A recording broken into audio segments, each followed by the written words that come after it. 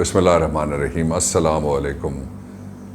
دنیا بھر میں جہاں کوئی ایک بھی پاکستانی ہے وہ ہے میرے لیے ایک چھوٹا سا پاکستان۔ ہیلو پاکستان۔ آج بہت اچھی خبریں ہیں۔ پہلی تو سب سے بڑی خبر یہ ہے کہ جو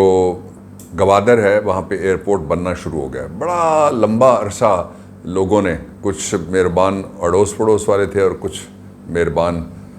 اور تھے جو اندر سے ان کے لیے آپریٹ کرتے تھے، دونوں کی کوششوں کی وجہ سے گوادر کا انٹرنیشنل ایئرپورٹ بننا وہ شروع نہیں ہو سکا۔ کبھی کوئی ٹیکنیکل فالٹ آ جاتی، کبھی کوئی ایڈمنسٹریٹو رکاوٹ آ جاتی، کسی جگہ لا اینڈ آرڈر کی سچویشن پیدا کر دی جاتی، کچھ اور ہوتا۔ لیکن آج آخر کار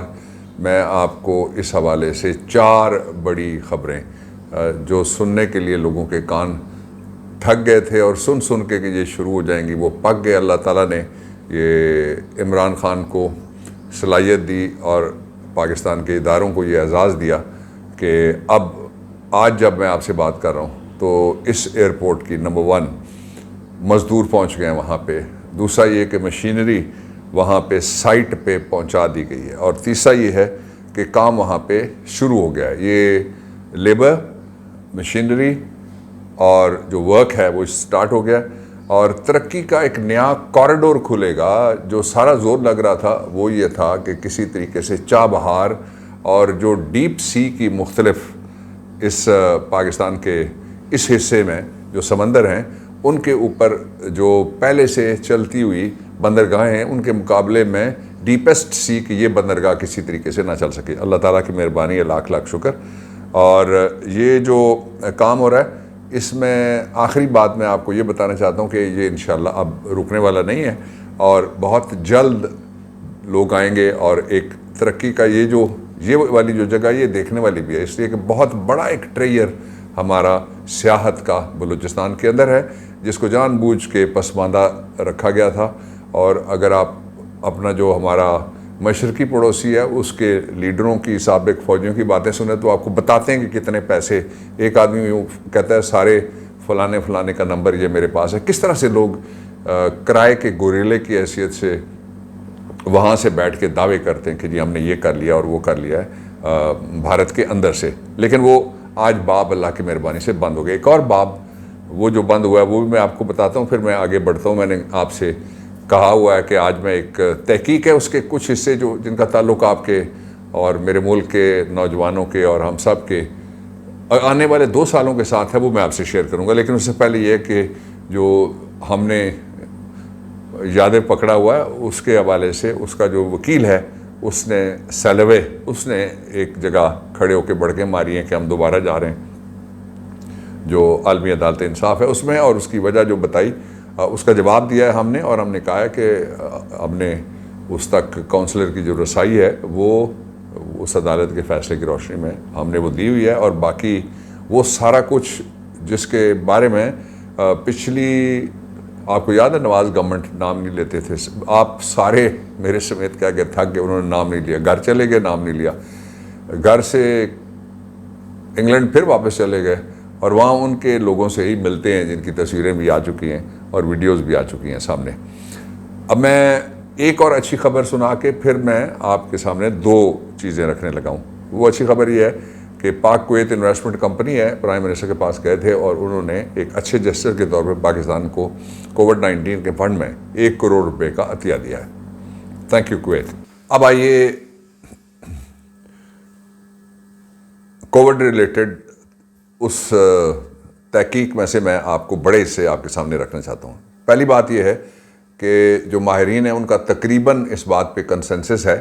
اس رپورٹ کے مطابق جو دنیا کے ماہرین ہیں کہ کووڈ جانے والا نہیں ہے، کم از کم اگلے 2 سال کسی نہ کسی صورت میں یہ موجود رہے گا۔ اور اس اعتبار سے 2 خوف جو پیدا ہوئے ہیں وہ نیچرل ہیں۔ پہلا خوف یہ ہے کہ لوگ اپنی صحت کے حوالے سے خوف زدہ ہو گئے،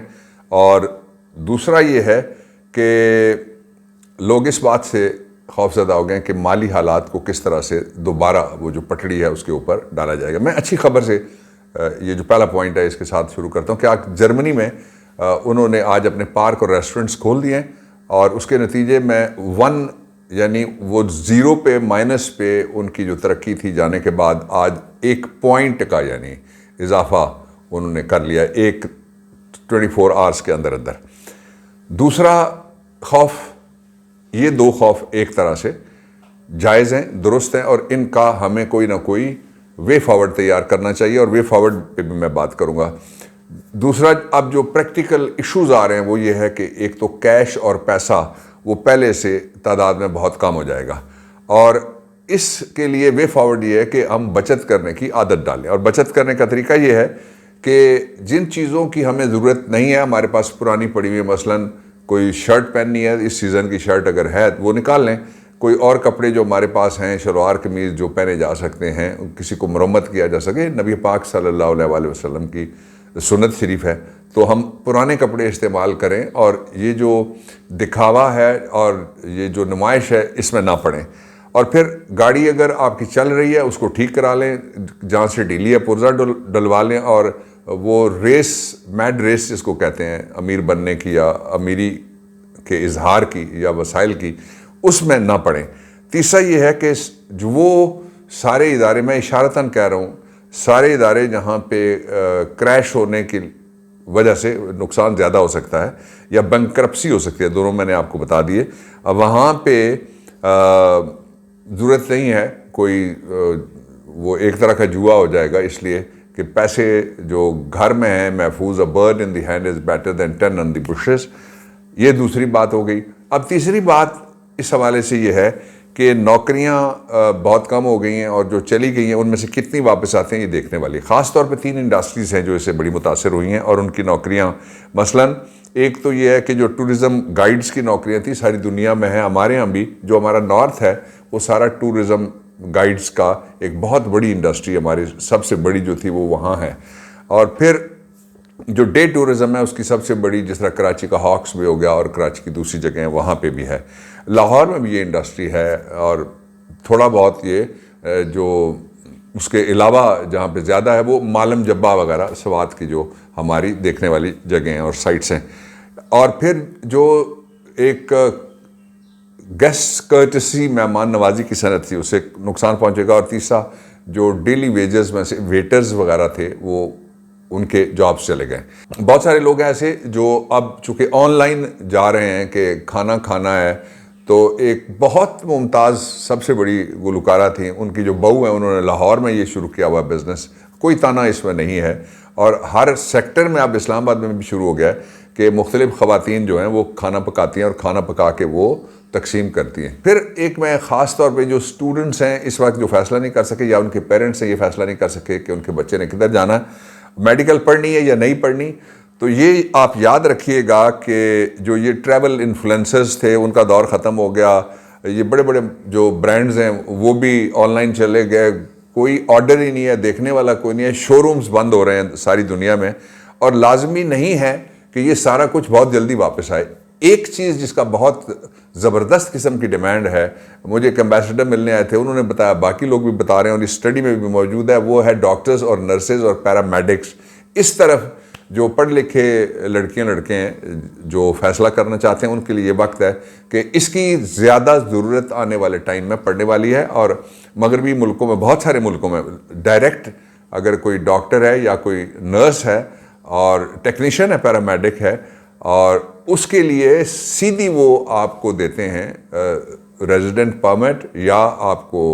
اقامہ، بڑا بدنام ہو گیا نام، وہ کہہ لیجئے، اور پھر اس کے بعد وہ آپ کو نیگوشیٹ کریں تو وہ شہریت دینے پہ بھی تیار ہو جاتے ہیں۔ اس ساری صورتحال میں جو 10% آبادی کے لوگ ہیں جو نیچے سے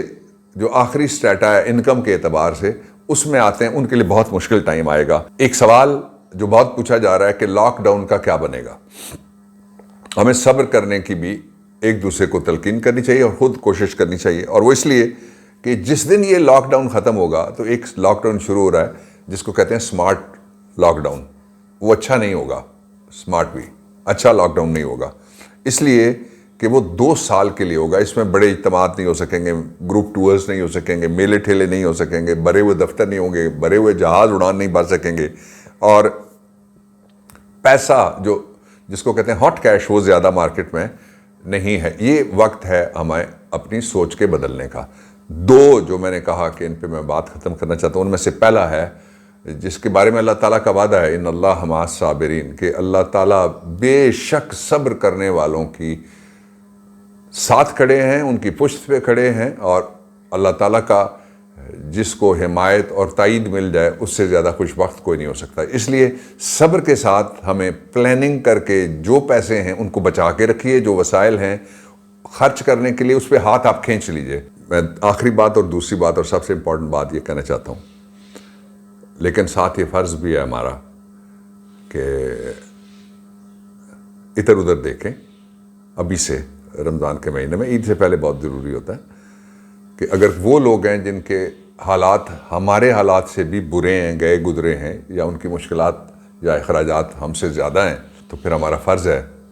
کہ ہم صرف اپنا خیال نہ کریں، ان کا بھی خیال کریں۔ اپنے لیے تو سبھی جیتے ہیں اس جہاں میں، ہے زندگی کا مقصد اوروں کے کام آنا۔ جنت نظیر اور جنت کی مثال نہیں، واقعی جنت جن کے پاؤں تلے ہے، قدموں تلے ہے۔ آج ان ماؤں کا دن ہے۔ یہ دن مختلف لوگوں کی زندگیوں میں مختلف طرح سے آتا ہے۔ پچھلے سال جن کی بہت سارے ایسے ہیں، والدہ حیات تھیں، مائیں موجود تھیں، آج وہ سائے سے محروم ہو گئے، اور بہت سارے، بہت بڑی تعداد ایسے بچوں کی ہے جن کے ماں باپ موجود ہیں۔ تو ماں کا دن کوئی ایک دن، یہ تو بہت اچھی بات ہے کہ یاد دلانے کے لیے ایک دن ہے، لیکن ہر دن ماں کا دن ہے۔ اور اگر آپ ایکچویلٹی میں حقیقی طور پر دیکھیں تو ہر دن بچے کا، جن کی ماں زندہ ہوتی ہے، بچہ کوئی دعا دے سکے نہ دے سکے، ماں دعا دینا نہیں بھولتی۔ بچہ خدمت کر سکے نہ کر سکے، ماں خدمت کرنا نہیں بھولتی۔ بچے کی توجہ ہو یا نہ ہو، ماں کی توجہ بچے سے ہٹتی نہیں ہے، قیامت آ جائے تب بھی۔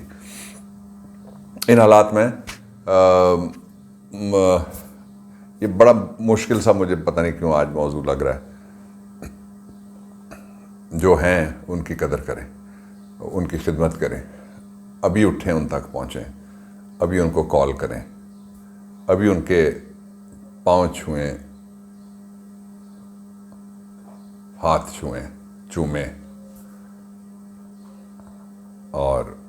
وہ سارا کچھ جو انہوں نے آپ کے لیے کیا ہے اس میں سے جتنا واپس کر سکتے ہیں۔ زندگی مہلت کتنی دیتی ہے، دونوں طرف ہی یہ اپلائی کرتا ہے، اس لیے کہ آنے کا ٹائم تو معلوم ہے، جائے گا کون کسی کو پتہ نہیں ہوتا۔ اللہ تعالیٰ دنیا ساری کی ماؤں کو خوش رکھے، ساری دنیا کی ماؤں کو سلام، اور جو اس جہان میں نہیں رہیں اس کے لیے ان کے اعمال بند ہو گئے۔ اٹھیے، کوئی اپنا عمل ان کے نام کر کے جانے والیوں کے لیے کہیں کہ یا اللہ پاک، میں جتنا عرصہ زندہ ہوں، جتنا عرصہ یہ عمل کرتا رہوں، اس کی نیکی میرے اماں جی کو پہنچے۔ آج ماؤں کا دن ہے، اس لیے میں نے خصوصیت کے ساتھ یہ بات کہی، اور اس کے ساتھ ہی جو قرآنی دعا ہے، ارحمہما کما ربیانی صغیرہ، یہ ضرور کیجیے۔ ماں تجھے سلام، ساری دنیا کی ماؤں کو سلام۔ خوش رہیے، گھر رہیے، سیف رہیے۔ Save the souls of Kashmir, Pakistan, پائندہ باد۔